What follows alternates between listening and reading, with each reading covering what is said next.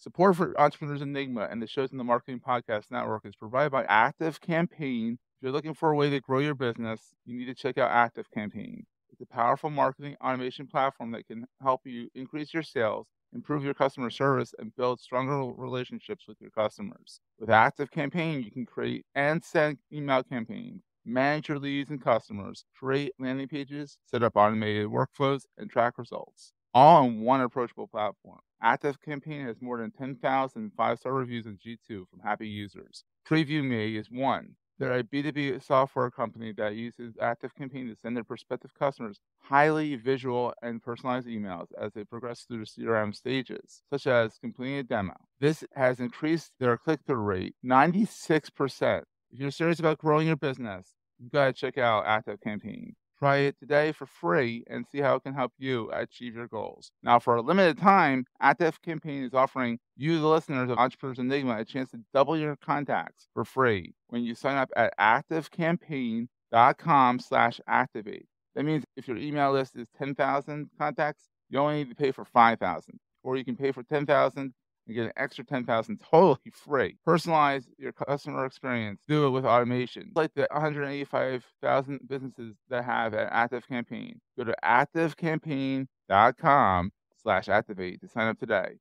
activecampaign.com/activate. Terms and conditions apply.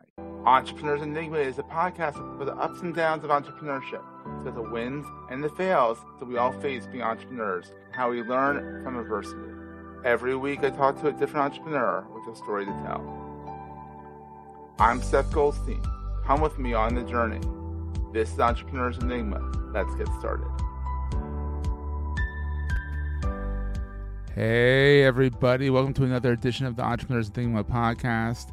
I'm, as always, Seth, your host, your humble host. I am here today with Will Sachs, the founder of Fulcrum Venture Accelerator. Might eventually become Fulcrum Accelerator, but we were talking about it in the pre-show. Right now, it's Fulcrum Venture Accelerator. He is based in Nashville, Tennessee, but his team is in between there and Boulder. He is a serial entrepreneur.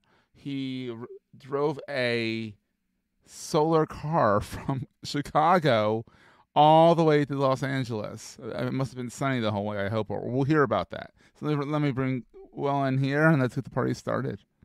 Hey, Will, how's it going, buddy? Hey, Seth. Good, man. Good to be here. Thanks for having me. So the solar car, let's talk about that first. How did you run out of battery at some point? Because, I mean, it can't be sunny the whole way from Chicago to Los Angeles. Yeah, we had a very sophisticated battery system and battery management system. And we would look at the weather. So if there wasn't going to be that much sun, we would drive slower until the sun came back out, and then we'd speed back up. Oh, that's clever.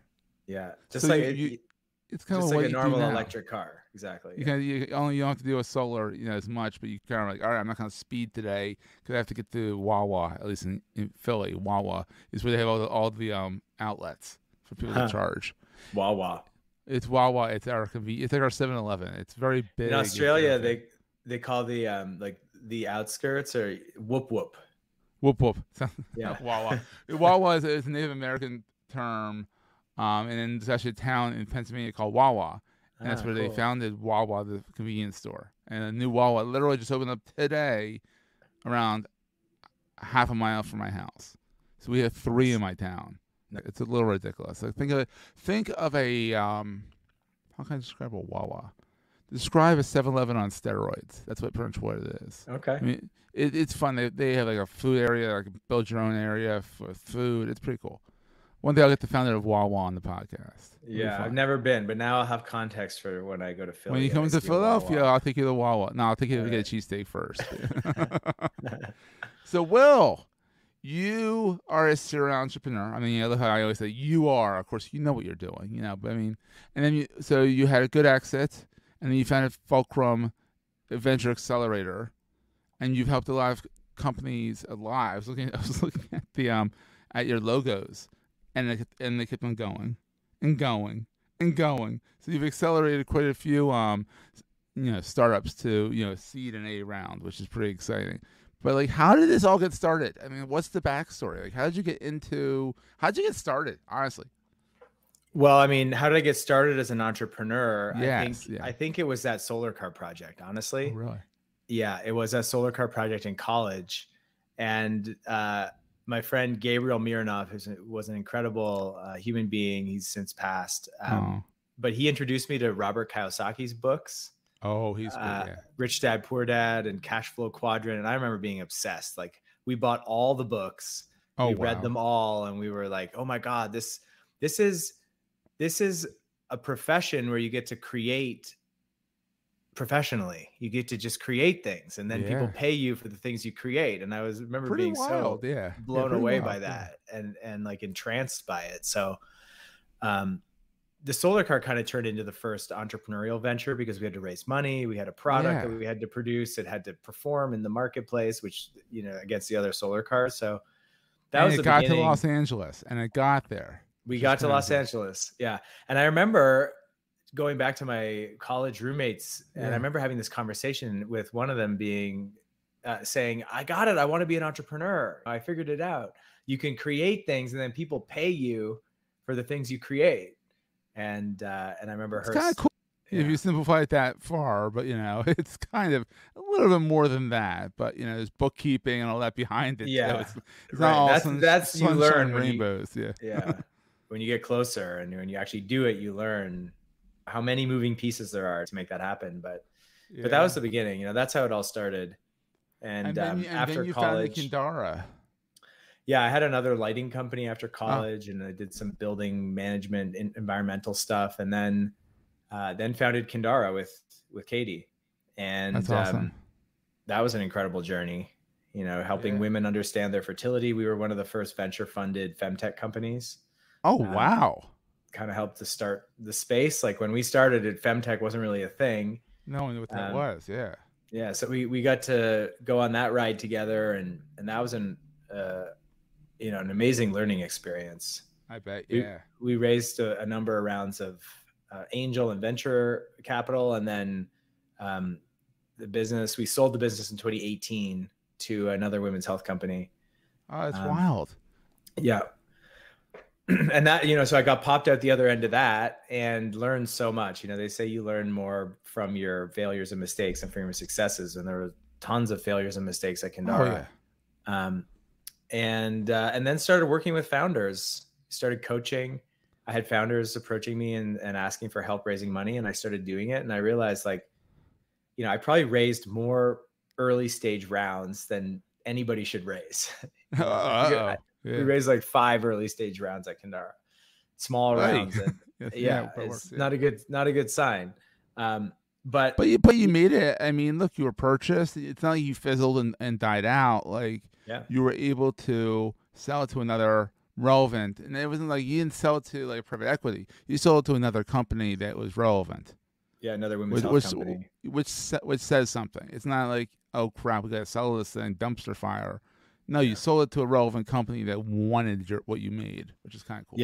Yeah. We're going to take a quick break, hear from our sponsors, and get right back to the show. So you couldn't make Creator Economy Expo this year? No worries. You can get all the amazing content from CEX 2023 online with a digital pass. And Marketing Podcast Network listeners, that's you get $100 off the price. This pass includes on-demand access to 13 amazing keynote presentations, including Jesse Cole from the Savannah Bananas on how to create a fan's first business. You also get 32 in-depth how-to breakout presentations in 8 incredible tracks, including podcasting, Web 3.0, revenue growth, subscriber generation, SEO and conversion, and social video. That's well over 40 hours of programming to help you grow and build your content business from the comfort of your own computer or phone. And you have access for the rest of 2023 to learn at your own pace. Go to bit.ly/CEX on demand. The URL is bit.ly bit.ly/CEX on demand. All lowercase, all one word. And use the code MPN100 for $100 off, bringing your one-time price to just $495. All the learning from CEX on demand for the rest of the year. Get it for a limited time at bit.ly/CEX on demand.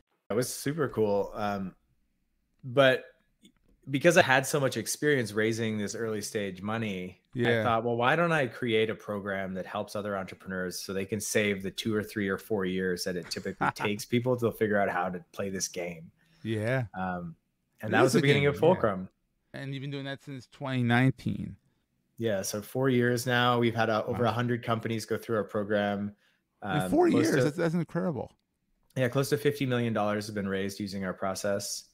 That's wild. And the number keeps going up, and we keep getting better. Our team keeps getting better. Our investor network keeps getting larger. Our mentor network is growing. So there's definitely a need for it. People don't know how to raise money. It's a weird part of human endeavor. It is, because there's some that don't want to raise money, and then they realize they need to raise money. Then they're like, oh crap, we gotta figure out how to do this the right way. And there's others that start out knowing that they want to raise money and to grow their business that way, but they still don't know how to raise money, and they still need help, because it's a different beast, and things are ever changing too. It seems like there's always, the venture world is changing, especially with SVB, going bust. That was scary, I'm sure, for a lot of people. So yeah, we had a couple founders in our cohort that had their money in SVB on that day, and oh no, yeah, we were trying to help them the best we could figure out what was happening. That was a very scary weekend for everybody. I know. I was glued to my newsfeed all weekend. I was just like, what's going on here? What's going on here? What's going on here? Yeah, we had at one point like $3 million in our Silicon Valley bank account at Kindara. So I was just picturing if we had, there were so many startups that were in that scenario, not knowing if they had just been vaporized or not that weekend. That sounds painful. Yeah. A hard weekend. Yeah. So anyhow, with that shiny note, being an entrepreneur, doing Kindara, doing the solar car, doing your buildings and all that, over time, what have you found is the best thing about being an entrepreneur versus like trying to work with in a bigger company and cohort? I mean, I think the best thing about being an entrepreneur is the freedom to create and the freedom of time and place that you can enjoy. I love that. Yeah. Yeah. And what's on the flip side? What's the scariest thing? The scariest thing is as Dan Sullivan says, you're in the results business. And if you don't produce results, then you don't get paid. Oh, yeah. It's tough. Yeah. And then people are like, well, they want to get paid, and they want their money. And you're like, the whole team gets paid no matter what. Yeah. No matter what. The entrepreneur only gets paid if you produce results. And so that's, I think that's the hard part of it. So going to Fulcrum, back to Fulcrum, it's been 4 years, over 100 companies, lots of money going through it and all that. Describe what Fulcrum does. You help coach companies and whatnot, but you do also seed invest in those companies as well. Are you like Y Combinator that way, or? We're getting there. We run a 90-day accelerator program called Fundraising Mastery. Yeah.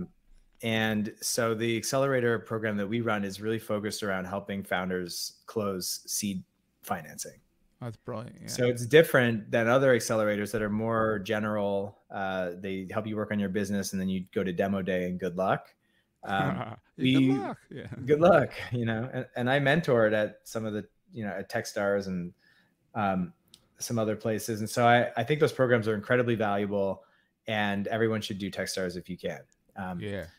And they don't really teach founders how to run a fundraising process and how to do it effectively and efficiently and what the steps are to follow. So I noticed this after having mentored at Techstars and working with other founders. There's just this gap in the market for founders who had been successful. They're building cool companies that have potential, but they don't know how to fundraise. And so they're struggling. And sometimes these companies would go under.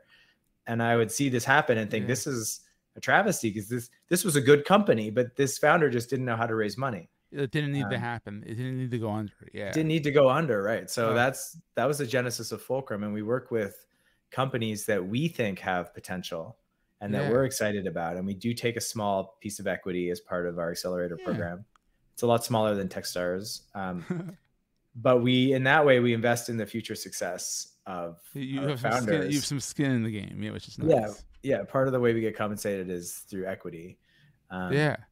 And so, we've got some companies that are in Series A stage now, and hopefully soon we'll have companies in Series B and and we'll get our first exit eventually. That'd be exciting. Yeah. But that's the model. It's really sorting through all the companies in our universe every quarter and finding the top 15 to 25 that we feel excited about, and then taking them through a program together where we teach the founders exactly how to architect a raise and to raise more money from better investors on better terms in a shorter amount of time. Oh, I love that. That's awesome. So what is the most important thing to carry with you all the time? As a founder raising money, you mean? Or in this, you in general? As an entrepreneur? Yeah. Like, what do you carry with you? I mean, it could be physical. It could be your phone. It could be a notepad. It could be deep. It could be like you can go as deep as you want on this. Yeah, for me, it's probably say the vision, my vision. So I've got a very crystal clear vision for Fulcrum and what I want it to become, and a crystal clear vision for my life and what I want in my life. And as I've gotten older, I've realized that you can't control life, but you can vibrate at a certain frequency. And that's been a real lesson learned for me, is sometimes it's hard to vibrate at the frequency that we want to vibrate at. Yeah, and sometimes you're vibrating off the table and it's like not the way you want to be. Yeah. Right. Yeah. So I think having the vision helps me come back to the frequency that I want to be vibrating at. That's awesome. And actually, I'll throw this out there for any entrepreneur. Write down your vision in the present tense from the perspective of the future, right? So like I'm standing on top of a mountain. Our company was just acquired. We just signed up our millionth customer, whatever it is, in the present tense. Write that out, that whole vision, and then record yourself speaking it. But wait for a day when you feel great. Wait for a day when your vibe is high and you just feel like life is a beautiful gift and you're in joy, you're in love with your life. Record it. And then take that recording and put your favorite hype music, like instrumental hype music behind it. Oh, I like that. And then just listen to that thing every day, because it'll represent you to the energy of your vision. I love that. Oh, that's such a good idea. Oh, everyone who's listening, do that. That sounds awesome. I want to do it with our founders. I think that's a great exercise. We haven't done it yet. Yeah, it's really great. I'll have to do that with my buddy Pete, who has his own little startup, and I'm coaching him through it. I'm like, I'll have to say, because he gets this is tough, and then there's days where he's like, this is happy, and he's like, this is awesome, I'm loving life, and then it's like, this is tough. Yeah. So it's like, and it is. Entrepreneurship's a roller coaster. It's such a roller coaster, and there's so many things that are out of your control, like the Silicon Valley Bank thing, for example. Yeah, like, seriously. I mean, even it was out VC's control too. I mean, everyone was like, "What the heck do we do here?" Yeah. And I think I only think the people that kind of flubbed stuff at Silicon Valley Bank thought that was going to happen. I don't think anyone thought that was going to explode the way it did. And then and then there was like 2 other banks that went that day too. It was like, what the heck? It was a very quick scare, but it's not going to be forgotten for a very long time. Yeah, 100%. So I think it's like we can control certain things, we can do our best, and then at some point there's things that are out of our control, and that's part of what's hard about being an entrepreneur. Is it's not often easy to tell if your certain business results are because you're a genius or you're an asshat or the market, or something else. Exactly. It's hard to tell sometimes. It really is. So best place for people to find you, I guess, would be Fulcrum, over at Fulcrum, right? FulcrumVentureAccelerator.com, right? Yep. Yeah, you can just Google Fulcrum Venture Accelerator. You'll find us. And we're always looking to meet founders who are building impactful companies that are going to make the world a little bit better and who are at the seed stage raising money. That's awesome. And where do you hang out online? Are you on LinkedIn a lot, Instagram? Like, where's your watering hole? I don't really, Seth. You're brave. That's awesome. That's the real answer. I mean, I guess LinkedIn. Yeah, you kind of have to dabble. Yeah. I make music on Instagram. If anybody wants to check out my Instagram, it's Kukaro, Kukaro. But I don't do much business stuff on there. But still, if you're interested in some background music, want to listen to music and jive and get the vibrations the right way, Get the vibe. Get the vibe. Get the vibe. That's awesome. Well, this has been so much fun. I'm so glad we got to get you on. This is fantastic. Yeah, me too, Seth. Thank you, man. It's been great. Awesome. And we will see everyone next time. That was a great show. If you're enjoying Entrepreneurs Enigma, please review us in the podcast directory of your choice. Every review helps other podcast listeners find our show. If you're looking for other podcasts in the marketing space, look no further than the Marketing Podcast Network at marketingpodcasts.net.